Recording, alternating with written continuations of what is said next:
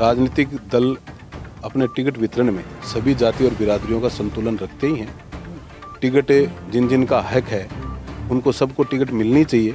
और सैनी समाज को झुंझुनू जिले में जन आक्रोश यात्रा में आपकी सक्रियता कुछ उदयपुर वाटी में ज़्यादा देखने को मिली थी। क्या लगता है 2023 में चुनाव लड़ने का?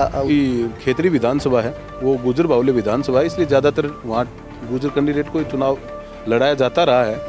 और अब की बार पार्टी गुजर को लड़ाती है या किसी अन्य को लड़ाती है, वो पार्टी के प्लेटफार्म पर, प्रदेश स्तर पर, राष्ट्रीय लेवल पर तय होता है। विधायक हैं उदयपुर वाटी के, उन्होंने भी पिछले दिनों कहा था कि इतने कांग्रेस के इतने विधायक जीतेंगे कि फॉर्चूनर में आ जाए।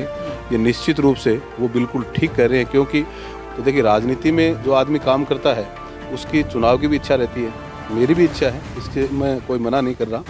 और मैं ये कहता हूँ कि अगर पार्टी अगर चुनाव लड़ाएगी तो निश्चित रूप से चुनाव लड़ेंगे। मेरी व्यक्तिगत सूचना है और पार्टी के प्लेटफार्म से जो मुझे सूचना है, यहाँ गृह मंत्री जी का आने का जनवरी में कोई कार्यक्रम झुंझुनू जिले में नहीं है आज तक की तारीख तक। नमस्कार, मैं किशोर कुमार, ग्रामीण मीडिया पर आपका बहुत बहुत स्वागत है। आज ग्रामीण मीडिया की खास मुलाकात में हमारे साथ भाजपा जिला अध्यक्ष पवन मावड़िया जी उपस्थित हैं और इनसे हम बातचीत करेंगे, रूबरू करवाएंगे आपको, क्योंकि जिला अध्यक्ष का इनके पास पद है। और जिस प्रकार से हम बात करें कि भारतीय जनता पार्टी ने जन आक्रोश यात्रा को लेकर पूरे राजस्थान में जन आक्रोश यात्रा निकाली जा रही है, लोगों के रिव्यू लिए जा रहे हैं और 2023 के चुनाव की जो सरगर्मियां हैं वो तेज़ होती जा रही है। भारत जोड़ो यात्रा को लेकर राहुल गांधी हैं जो पूरे देश भर में यात्राएं कर रहे हैं, वहीं भाजपा अपने लेवल पर जन आक्रोश यात्रा राजस्थान में कर रही है, क्योंकि 2023 के चुनाव हैं जो अभी हम 1 साल का वक्त बचा हुआ है, लेकिन पार्टियां हैं जो अपने स्तर पर अब से ही प्रयास उन्होंने जारी कर दिए हैं।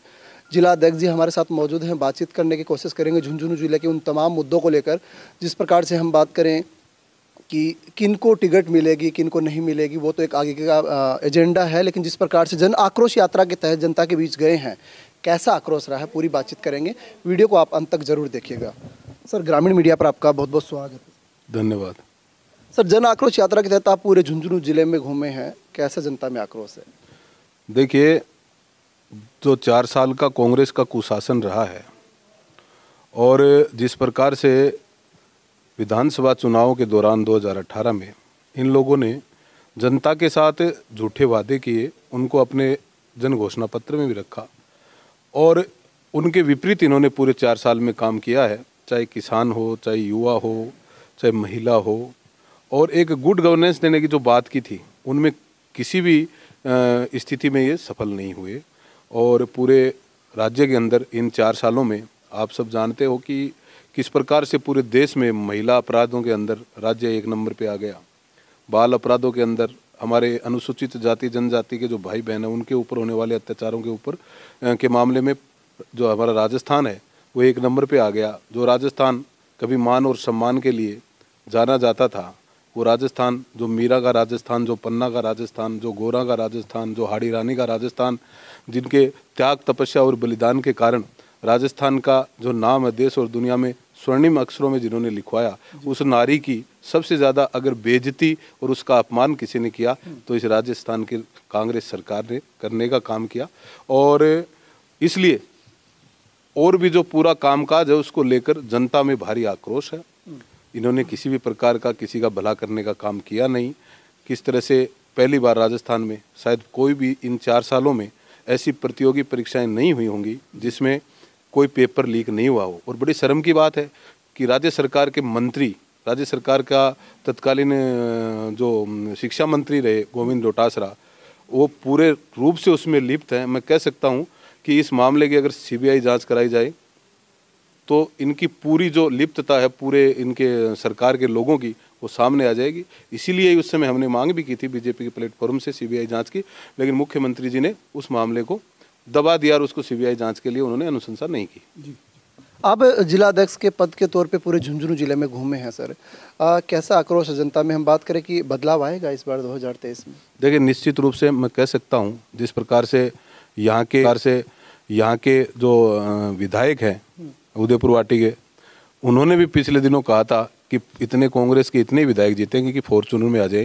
ये निश्चित रूप से वो बिल्कुल ठीक कह रहे हैं, क्योंकि उन्होंने जो किया यहाँ वो उनको पता है कि हमने क्या क्या यहाँ काले कारनामे किए, हमने किस प्रकार से भोली भाली जनता को लूटने का इन 4 साल में काम किया, किस प्रकार से और यहाँ अशांति फैलाने का काम किया, किस प्रकार से जो दूसरे दलों के लोग हैं, कार्यकर्ता हैं, उनको प्रताड़ित करने का काम किया। उनको पता है और उनको ये भी पता है क्योंकि चूंकि वो मंत्री राज्य सरकार का हिस्सा हैं, इसलिए वो जब जानते हैं कि किस प्रकार से सरकार में मुख्यमंत्री जी ने सब विधायकों को, सब मंत्रियों को किस प्रकार से खुली छूट दे रखी है लूट के खाने की, इसलिए उनको पता है कि जो कारनामे हो रहे हैं वो तो सामने आने हैं। जनता उसको जानती है और जनता उसको जानती है और जनता में उस बात का आक्रोश भी है। जनता बेसब्री से इंतजार कर रही है कि कब 2023 का विधानसभा का चुनाव आए और कब हम इन चोरों की सरकार से मुक्ति प्राप्त करें। अध्यक्ष जी, एक बात ये रहेगी कि जिस प्रकार से जन आक्रोश यात्रा में आपकी सक्रियता कुछ उदयपुरवाटी में ज़्यादा देखने को मिली थी, क्या लगता है 2023 में चुनाव लड़ने का उदयपुरवाटी से आपका कोई मूड है या फिर आप जिलाध्यक्ष के पद पे यहाँ क्षेत्र में आ रहे हैं? देखिए, मैं भारतीय जनता पार्टी का जिला अध्यक्ष हूँ और मैं पूरे जिले में सक्रिय रहता हूँ। जन आक्रोश यात्राओं के दौरान इन 7 विधानसभा में जो जन आक्रोश यात्रा हुई, उन सब विधानसभाओं में जन आक्रोश यात्राओं के दौरान गया हूँ। मैं सूरजगढ़ भी गया, खेतड़ी भी गया, पिलानी भी गया, झुंझुनू भी गया, मंडावा भी गया, सब जगह 7 विधानसभा में गया और मैं उदयपुरवाटी में भी रहा।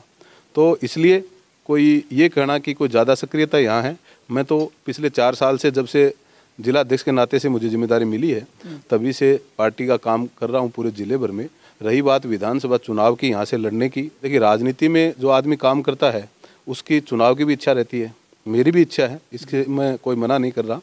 और मैं ये कहता हूँ कि अगर पार्टी अगर चुनाव लड़ाएगी तो निश्चित रूप से चुनाव लड़ेंगे जब समय आएगा। मैं पहले भी 2-3 मीडिया के इंटरव्यू में कह चुका हूँ कि समय आएगा तो जो मेरी इच्छा वो पार्टी को बताएंगे।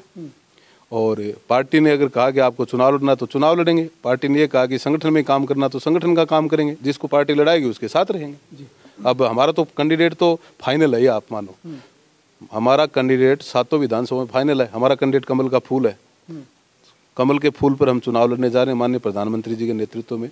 तो इसलिए हमारी सब जगह सक्रियता, चूंकि उदयपुरवाटी में भी हम लड़ेंगे, खेतड़ी में भी लड़ेंगे, झुंझुनू में भी लड़ेंगे, सब जगह में लड़ना ही है, इसलिए सक्रियता तो रखनी है क्योंकि चुनाव में ज़्यादा समय नहीं बचा है। लेकिन एक अफवाह ये है कि इस बार उदयपुरवाटी में सैनी समाज के जो कैंडिडेट है उसको टिकट मिलेगी, इस पर क्या कहना चाहेंगे आप? देखिए राजनीतिक दल अपने टिकट वितरण में सभी जाति और बिरादरियों का संतुलन रखते ही हैं। टिकट जिन जिन का हक है उनको सबको टिकट मिलनी चाहिए। और सैनी समाज को झुंझुनू जिले में मुझे जहाँ तक ध्यान में है, पिछले कई चुनावों से लगातार और टिकट मिल ही रहे हैं। पहले रामनिवास जी को 2 बार उदयपुरवाटी लग रहा, उससे पहले 90 में सम्मानीय हमारे मदन लाल जी सैनी साहब यहाँ से विधायक रहे, और फिर उसके बाद 2 बार नवलगढ़ से, 1 बार जगदीश सैनी जी को, 1 बार रवि सैनी जी को चुनाव लड़ा है। पिछली बार भी 2018 में चुनाव नवलगढ़ से सैनी समाज के कैंडिडेट को और टिकट दी थी। इसलिए सभी समाजों को राजनीतिक दलों को साथ लेकर चलते हैं और चलना भी चाहिए, वो चाहे सैनी समाज हो या कोई अन्य समाज हो। आप उदयपुरवाटी के परिप्रेक्ष्य में हम बात करें, आप उदयपुरवाटी में ज़्यादा सक्रिय हैं, तो उदयपुरवाटी में विकास के मामले को लेकर आप विशेष क्या कहना चाहेंगे, क्योंकि आपकी सक्रियता यहाँ पर कुछ ज़्यादा नजर आ रही है? देखिए, इस 4 सालों में जैसा मैंने पूर्व में बताया कि विकास के नाम पर जनता को ठगा गया, चाहे वो उदयपुरवाटी का विषय हो, पूरे जिले में आप देखिए किस प्रकार से माफिया जो सक्रिय हैं, चाहे रोड माफिया सक्रिय हैं, भूमि माफिया सक्रिय हैं, पेपर माफिया, यहाँ से लोग पकड़े गए, झुंझुनू से भी आपको पता है पेपर लीक प्रकरण में पकड़े गए थे कोचिंगों के जो कई संचालक इसमें आए थे, आप सब जानते हैं। तो विकास की तो कहीं कोई बात है ही नहीं, विकास तो सिर्फ नाम और कागजों में सिमट के रह गया है। ये लोग स्कूल और कॉलेज खोलने की घोषणा कर रहे हैं, ये अंग्रेजी के टीचर, अंग्रेजी की स्कूलें खोल रहे हैं, अंग्रेजी के टीचर बताओ कितने लगाए। अब जब आप स्कूल खोलोगे, आप अस्पताल खोलोगे, तो अस्पताल के लिए डॉक्टर चाहिए कि नहीं चाहिए, बताओ कितनी भर्तियां की। अब इन्हीं के लोग पेपर लीक कर देते हैं और भर्तियां खत्म हो जाती है।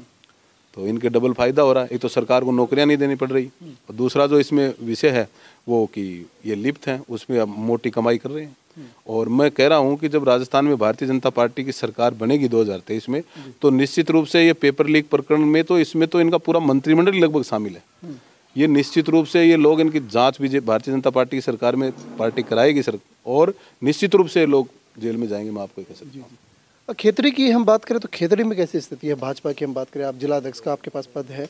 देखिए, पार्टी खेतड़ी में नहीं, मैंने जैसे पहले भी कहा, टिकट जब वितरण किया जाता है, चाहे वो विधानसभा चुनाव का हो, लोकसभा का हो, नगर निकाय के हो, पंचायत राज के हो, तो उसमें कई जो समीकरण हैं उनको देखने पड़ते हैं। उसमें जातिगत समीकरण भी होते हैं, क्षेत्र के समीकरण भी होते हैं, उसमें कौन युवा है, कौन टिकाऊ है, बहुत सब चीज़ें उसमें देखी जाती हैं। इसलिए और चूँकि खेतरी विधानसभा है, वो गुजर बाहुल्य विधानसभा है, इसलिए ज़्यादातर वहाँ गुजर कैंडिडेट को ही चुनाव लड़ाया जाता रहा है। और अब की बार पार्टी गुजर को लड़ाती है या किसी अन्य को लड़ाती है, वो पार्टी के प्लेटफार्म पर, प्रदेश स्तर पर, राष्ट्रीय लेवल पर तय होता है। हमारी जो यहाँ की जो जिले की जो राय जब भी मांगी जाएगी तो उचित राय है वो हम देंगे पार्टी को। नवलगढ़ के परिप्रेक्ष्य में हम बात करें तो नवलगढ़ में भाजपा एक बार भी नहीं जीत पाई है, और इस बार ऐसे सुनने को आ रहा है कि महाराज ओमदास है, उनको चुनावी मैदान में भाजपा लेके आ रहे हैं, क्योंकि कैसे भी इस मिथक को तोड़ा जाए कि वहाँ भाजपा एक बार भी जीत नहीं पाई।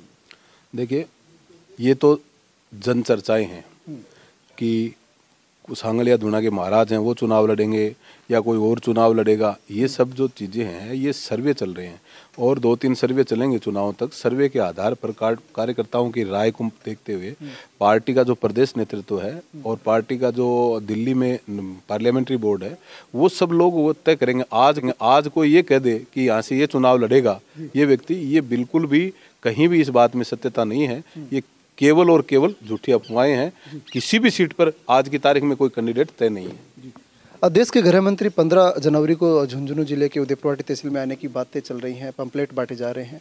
आप जिला अध्यक्ष हैं, आपके पास भी कोई सूचना आई होगी, क्या वो आ पाएंगे? देखो मेरे पास कोई सूचना नहीं है, और जहाँ तक मेरी व्यक्तिगत सूचना है और पार्टी के प्लेटफार्म से जो मुझे सूचना है, यहाँ गृह मंत्री जी का आने का जनवरी में कोई कार्यक्रम झुंझुनू जिले में नहीं है आज तक की तारीख तक। जी, वो वैसे अफवाह फैलाई जा रही है। अब वो तो फैलाने वाले जाने, लेकिन यहाँ जनवरी माह में माननीय गृह मंत्री जी का यहाँ झुंझुनू जिले का आज की तारीख तक कोई दौरा निर्धारित नहीं है। अगर कोई कहता है तो वो झूठी बात है।